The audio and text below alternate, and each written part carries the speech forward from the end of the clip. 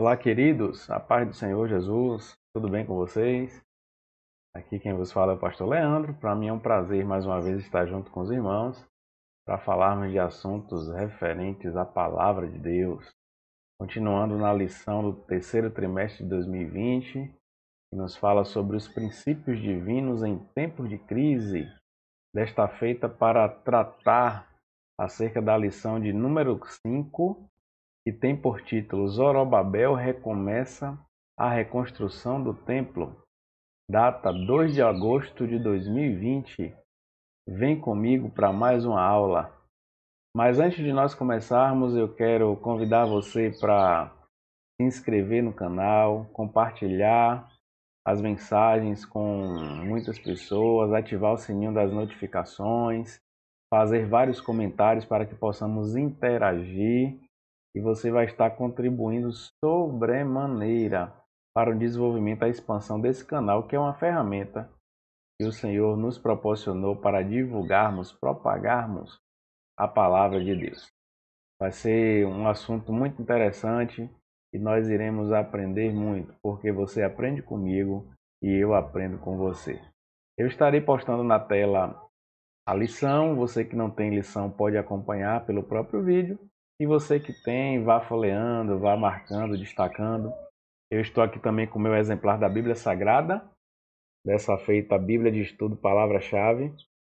Bem interessante essa Bíblia, eu gosto muito dela. Ela traz algumas palavras do texto bíblico em destaque e, paralelo a isso, a sua tradução no grego e no hebraico, trazendo assim o sentido original daquele termo. Se você não tem e pode, adquira, porque será enriquecedor para desenvolver o teu aprendizado acerca da palavra de Deus.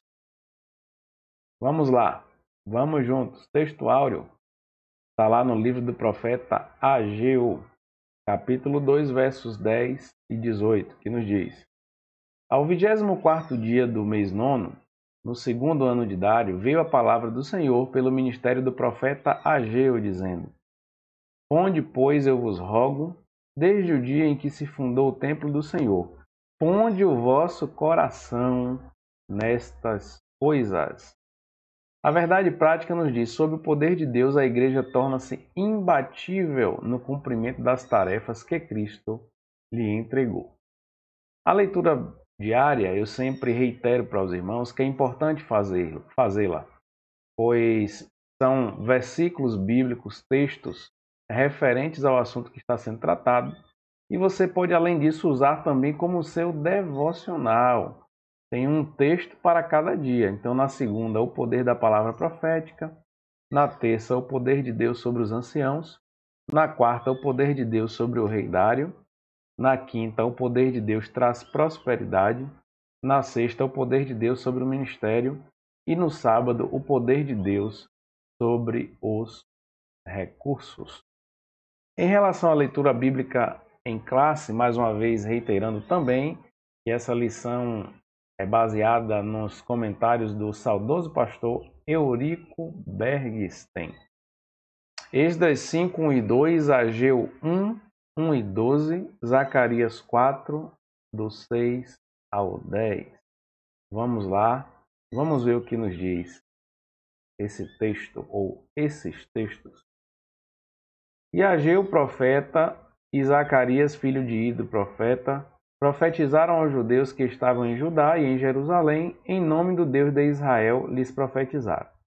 Então se levantaram Zorobabel, filho de Sealtiel, e Jesua, filho de Josadaque, e começaram a edificar a casa de Deus, que está em Jerusalém, e com eles os profetas de Deus, que os ajudaram.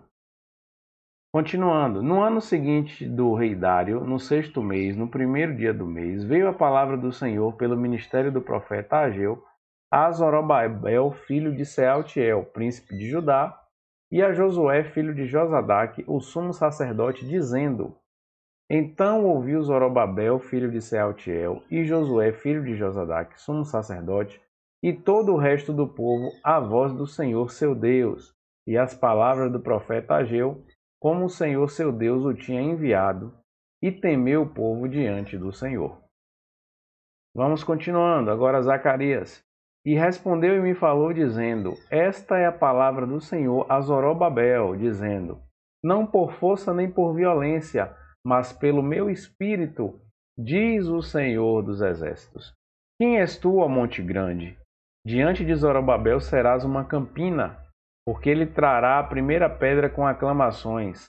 Graça, graça a ela. E a palavra do Senhor veio de novo a mim, dizendo: As mãos de Zorobabel têm fundado esta casa, também as suas mãos a acabarão, para que saibais que o Senhor dos exércitos me enviou a vós. Porque quem despreza o dia das coisas pequenas, pois esse se alegrará, vendo o prumo na mão de Zorobabel. São os 7 olhos do Senhor, que discorrem por toda a terra. Veja que textos interessantes e nós iremos falar deles no decorrer dessa lição. Os hinos sugeridos da harpa cristã são os 77, 434 e 440. Qual o objetivo geral dessa lição? Compreender como se deu a reconstrução do templo sob a liderança de Zorobabel. E os objetivos específicos? Mostrar como Deus levantou os profetas Ageu e Zacarias para incentivar o povo a reconstruir o templo. Saber que o ministério profético é uma prova da manifestação de Deus e explicar o ministério profético à luz da Bíblia. Vamos desenvolver esses assuntos nessa lição. O que é que o autor traz para nós na introdução?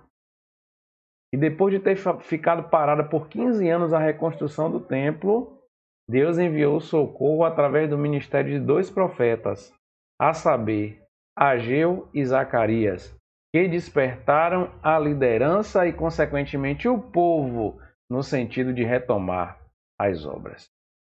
O tópico 1 nos fala sobre Deus suscita os profetas Ageu e Zacarias. Vamos lá, vamos ver o que nos diz. Primeiro veio Ageu e depois Zacarias levantou-se. Eles não vieram atendendo a convite dos líderes de Jerusalém, mas o Deus dos céus os enviou. Chegaram de surpresa em Jerusalém e ali entraram em contato com dois líderes e também com o povo judeu. Vejamos, com Zorobabel, Deus usou os profetas para falar de forma clara, pontual e específica para Zorobabel. Você há de convir que um processo como esse de reconstrução haveria de recomeçar através da liderança. E assim Deus o fez. A mensagem de Deus veio como forma de visão, uma visão que o profeta Zacarias havia recebido, onde Deus mostrara um castiçal com 7 lâmpadas, que era o símbolo da obra de Deus. Olhos que fluíam pelos canos do castiçal e eram alimentados com 2 oliveiras. E o recado para Zorobabel foi: não por força nem por violência, mas pelo meu espírito, diz o Senhor dos exércitos. As dificuldades que pareciam grandes montanhas se tornariam numa campina, uma planície. Deus ainda garantiu que Zorobabel seria responsável por concluir a construção do templo. Ele começou, ele iria terminar. Deus falou com ele no começo, continuaria falando para que ele chegasse até o fim. Os profetas foram levantados por Deus para se direcionarem aos ouvintes da mensagem de ânimo, de incentivo, de estímulo que Deus havia enviado para despertá-los à reconstrução que já estava parada há cerca de 15 anos. Deus falou também com Josué. Havemos de lembrar que na lição passada foi dito que Josué, através da visão que Zacarias teve, estava com as suas vestes sujas. Então Deus mandou uma mensagem para Josué, o sumo sacerdote, o líder espiritual do povo, manifestando perdão, manifestando restauração. Disse que havia feito passar dele toda iniquidade e que ele fosse vestido de vestes novas e que pusesse sobre a sua cabeça uma mitra limpa. Olha a transformação que Deus estava promovendo, porque a liderança não podia estar corrompida, a liderança não podia estar contaminada, a liderança precisava estar de vestes novas. Esse é o avivamento que começa pelo altar. Esse é o avivamento que provém de um povo que tem uma nova natureza em Cristo. Como influenciar as pessoas se não tivermos uma vida transformada? Como influenciar as pessoas se não nos vestirmos das vestes novas que o Senhor nos dá? Como influenciar as pessoas se a mensagem profética não chegar primeiro para a liderança, no sentido de que ela saiba o caminho que deve trilhar e conduzir o povo? Olha que reflexão interessante. Mas a mensagem de Deus não parou por aí, ela veio também para o povo. E eu faço questão de ler a referência bíblica acerca dessa mensagem que Deus trouxe para o povo. Onde Deus mostra que o povo estava tendo muitos prejuízos por causa da sua postura. Ageu falou do prejuízo que o homem sofre porque busca somente a sua prosperidade material e deixa a casa de Deus de lado. Era o que estava acontecendo naquele momento específico. O profeta deu ao povo uma ordem dizendo: subi o monte, trazei madeira, edificai a casa, e dela me agradarei, e eu serei glorificado. Olha a mensagem de estímulos, de incentivo, de motivação. Só que antes da mensagem de estímulo, de incentivo e motivação, veio a exortação. E aí eu quero ler no livro do profeta Ageu, capítulo 1, o que nos diz esse texto. É um texto bem interessante, irmãos, e que traz para nós uma ideia muito clara de que Deus não estava se agradando da postura do povo naquele momento e que eles precisavam mudar, e as consequências estavam claras. O texto diz assim, capítulo 1, verso 6 de Ageu: semeais muito e recolheis pouco, comeis, mas não vos fartais, bebeis, mas não vos saciais, vestivos, mas ninguém se aquece, e o que recebe salário recebe num sequetel furado, ou num bolso furado. E o verso 9: olhastes para muito, mas eis que alcançaste pouco, e esse pouco, quando o trouxeste para casa, eu lhe assoprei. Por quê? Disse o Senhor dos Exércitos: por causa da minha casa que está deserta, e cada um de vós corre para a sua própria casa. Olha o teor da mensagem de exortação que Deus havia trazido. Vocês estão buscando seus próprios interesses. Vocês estão se dedicando aos seus próprios projetos. Vocês estão dando prioridade às suas próprias casas, enquanto que a casa de Deus está abandonada, a casa de Deus está deserta. Por isso que vocês não prosperam. Por isso que o dinheiro que vocês colocam no bolso, ele cai, porque o bolso está furado. Olha que mensagem forte, poderosa, e que se remete diretamente aos nossos dias. Qual tem sido a nossa postura em relação à casa de Deus? Devemos cumprir aquilo que Deus estabeleceu para que façamos, para que o nosso destino seja próspero, para que tenhamos vida em comunhão e possamos estar no caminho que Deus estabeleceu para que pudéssemos trilhar. Essa foi a mensagem de Deus para o povo através do profeta. E qual foi o resultado disso? Eu fiz questão de destacar Esdras 5:2. E começaram a edificar a casa. Ciro determinou: voltem, reconstruam. Os inimigos criaram um cenário e levaram a mensagem falsa para Artaxerxes. Artaxerxes proibiu a reconstrução.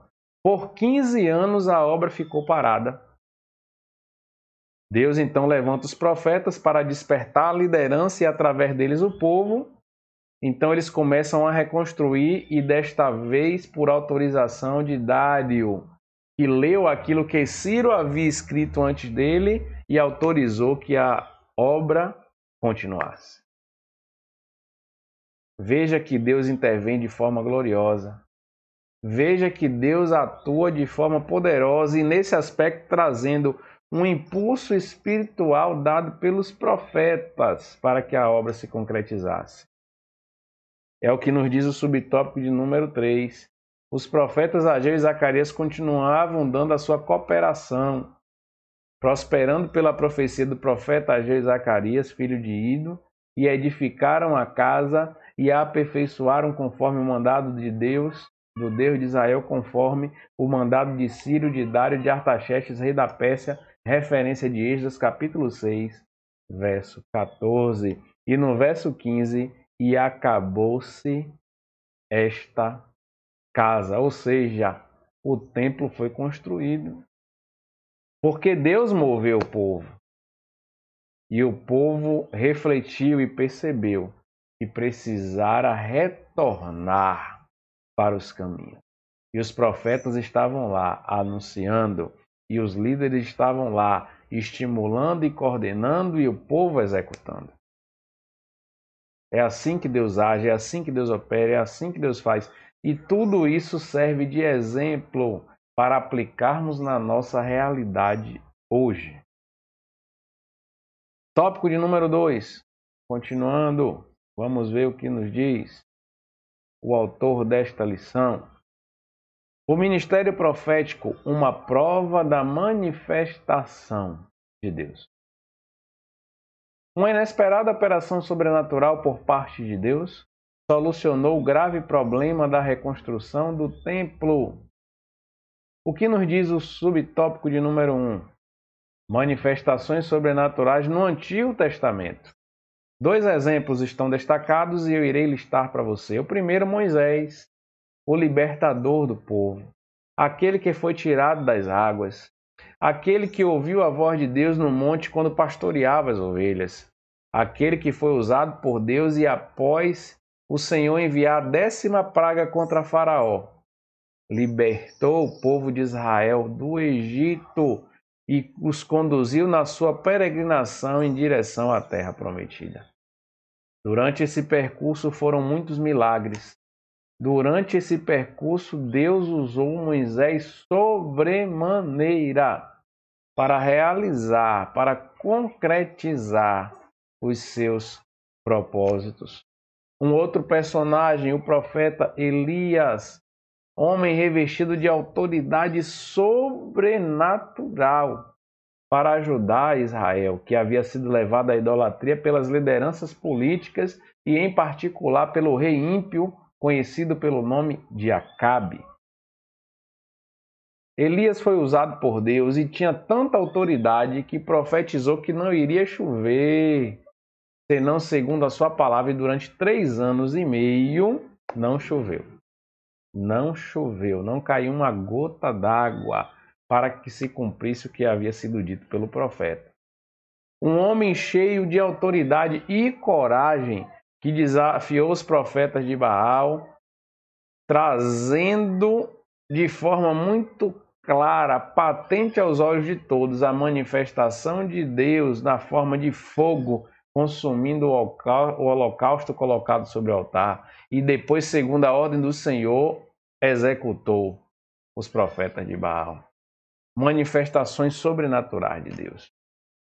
E o que falar do Novo Testamento, quando olhamos para a vida dos apóstolos de Cristo, aqueles que acompanharam Jesus, o próprio Jesus que realizou muitos milagres, mas que disse: eu vou para o Pai, mas não vos deixarei órfãos, enviarei o Consolador, e esse Consolador veio no dia de Pentecostes como cumprimento da profecia do profeta Joel, no capítulo 2, verso 28, quando disse: eis que nos últimos dias derramarei do meu Espírito sobre toda a carne. E no dia de Pentecostes aquilo se cumpriu, e vimos o apóstolo Pedro cheio, vimos o apóstolo João cheio, vimos as demais pessoas que ali estavam cheias do Espírito Santo, e foram paralíticos curados durante essa trajetória, foram cegos curados durante essa trajetória, foram milagres que se concretizaram durante essa trajetória, como manifestação sobrenatural do poder de Deus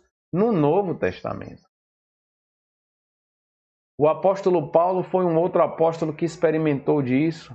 porque teve um encontro com Deus e Deus o reservou para uma obra específica. E ele traduz isso nas suas cartas, inclusive falando com seu discípulo Timóteo, dizendo: Timóteo, no capítulo 4 da sua primeira carta, verso 14, não desprezes o dom que há em ti. E que dom foi esse? Aquele que te foi dado através de profecia por imposição de mãos. Olha que coisa tremenda.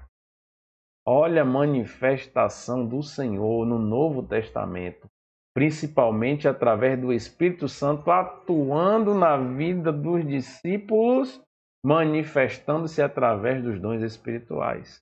Por isso que Paulo recomendou: procurai com zelo os melhores dons, porque os dons espirituais são ferramentas capacitadoras que o Senhor derrama sobre o seu povo, no intuito de que eles estejam preparados para realizar a obra de Deus. E quais são os melhores dons? São os dons oportunos para cada ocasião pontual, porque a Bíblia diz que o Espírito Santo reparte como quer a cada um para o que lhes for útil. Manifestações sobrenaturais no Novo Testamento. Que coisa interessante. Que lição maravilhosa. Que ensinamento proveitoso podemos reter acerca de tudo isso que o Senhor nos fala através da palavra e que o autor da revista nos traz à memória nessa explicação. A saber, o autor é o nosso saudoso pastor Eurico Bergsten, uma revista da década de 90 que foi reeditada esse ano e que se aplica de forma tremenda às nossas vidas cotidianamente.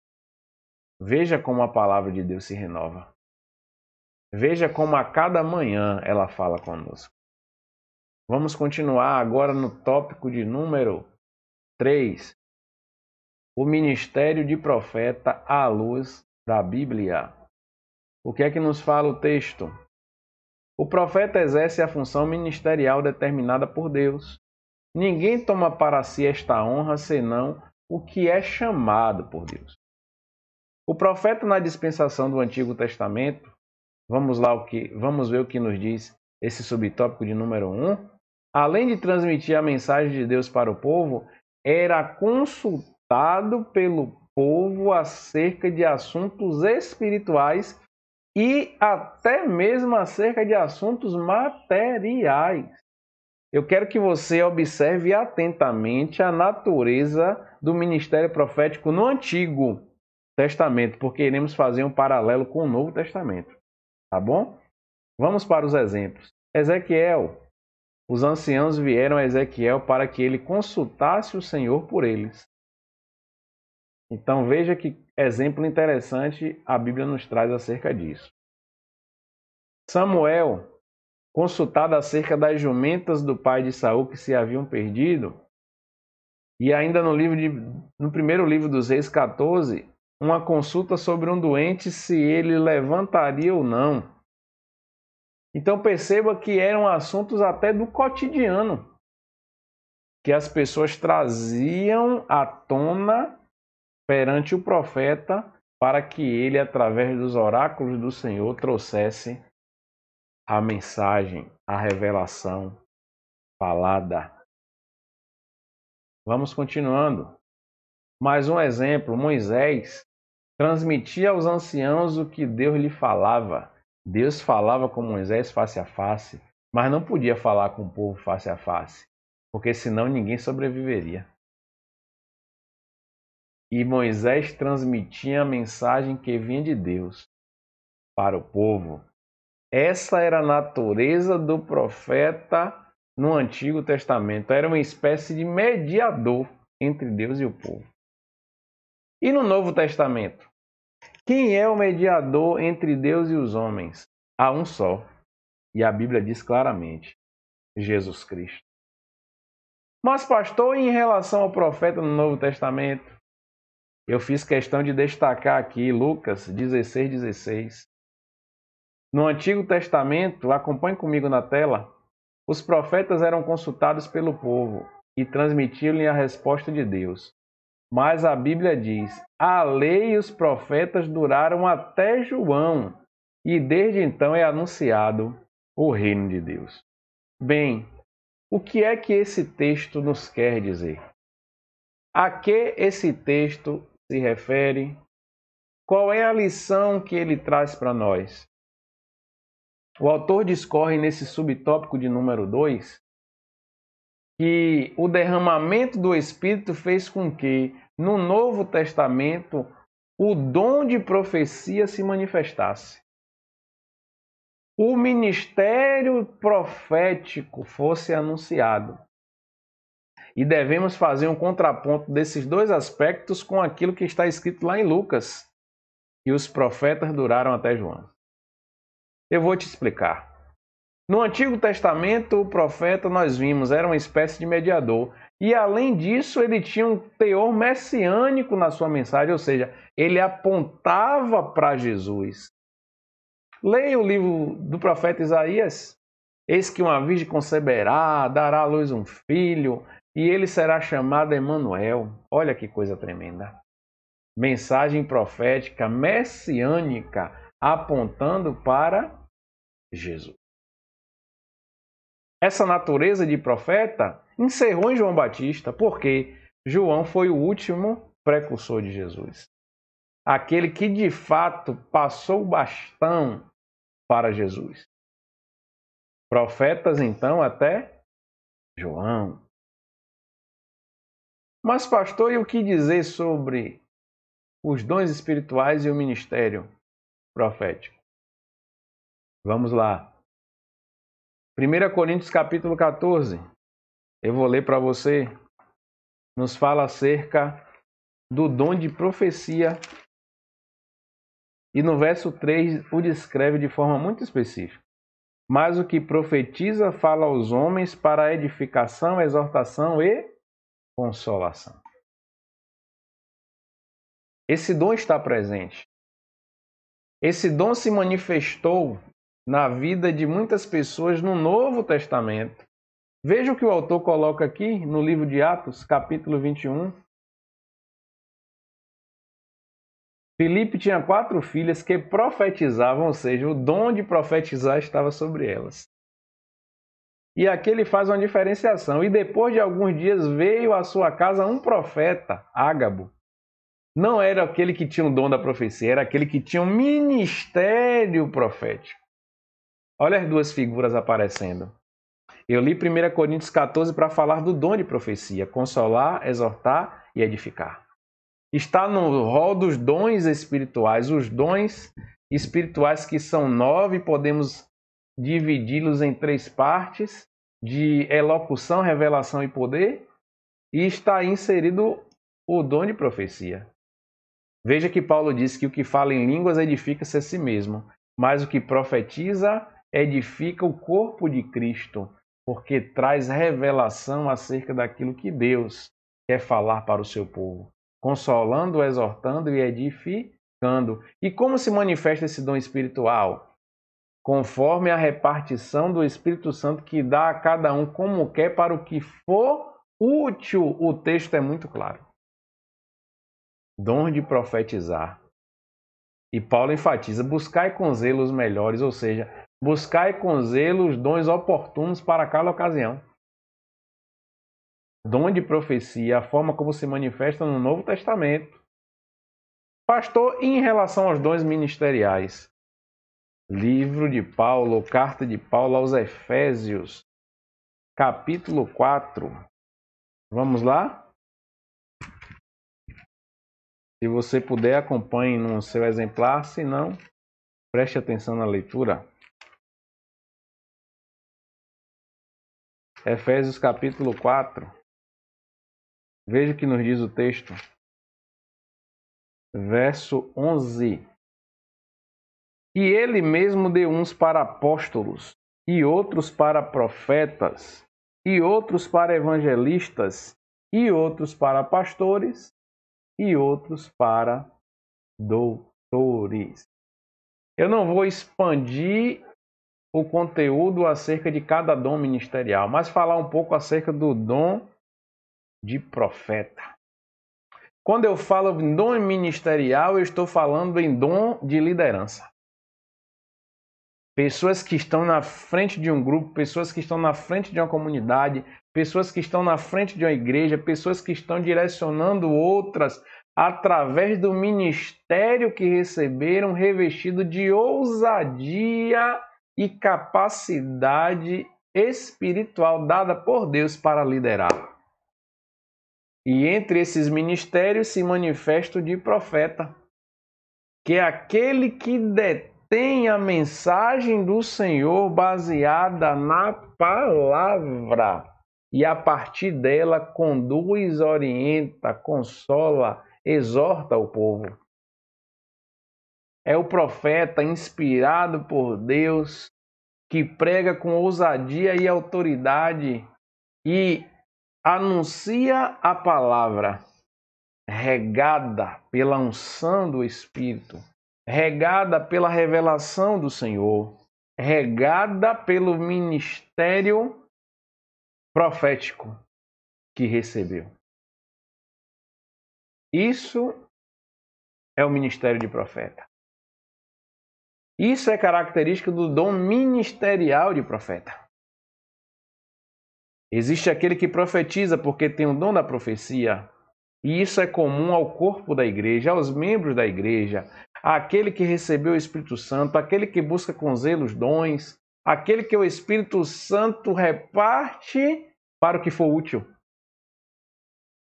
mas que não necessariamente está numa posição de liderança, enquanto que o dom ministerial de Efésios 4 se refere àquele que está na frente e recebeu de Deus autoridade para conduzir. É assim que se manifesta no Novo Testamento. Comparando com o Antigo, nós podemos perceber que se manifesta de uma forma diferente. No Antigo era um mediador entre Deus e o povo.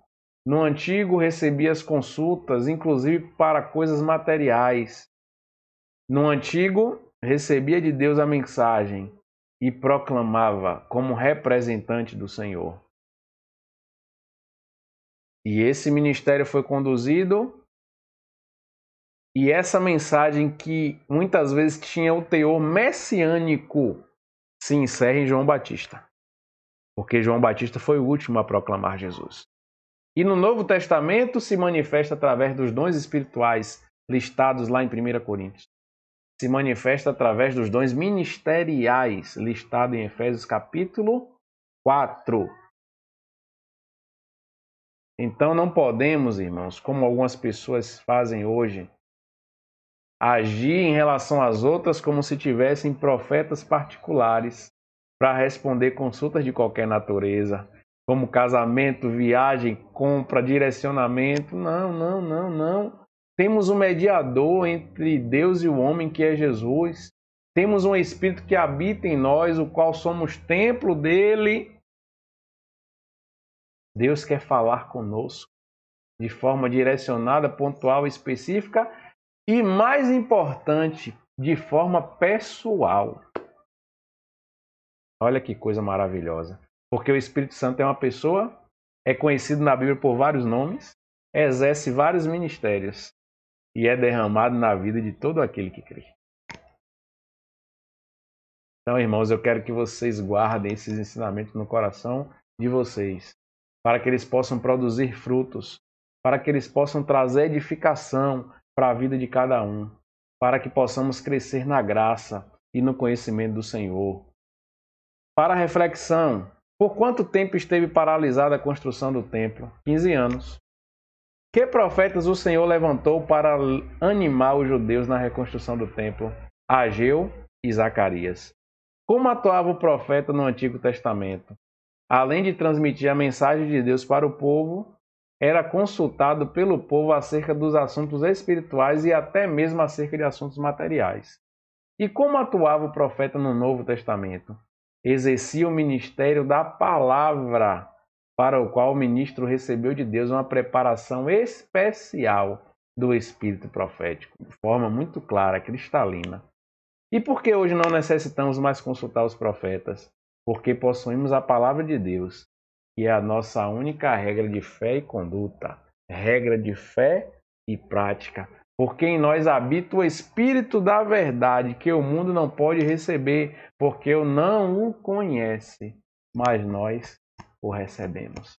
Nós somos o seu templo. Então, que Deus te abençoe, que Deus guarde a tua vida, que você tenha uma semana vitoriosa. Espero estar junto com você novamente para a próxima lição.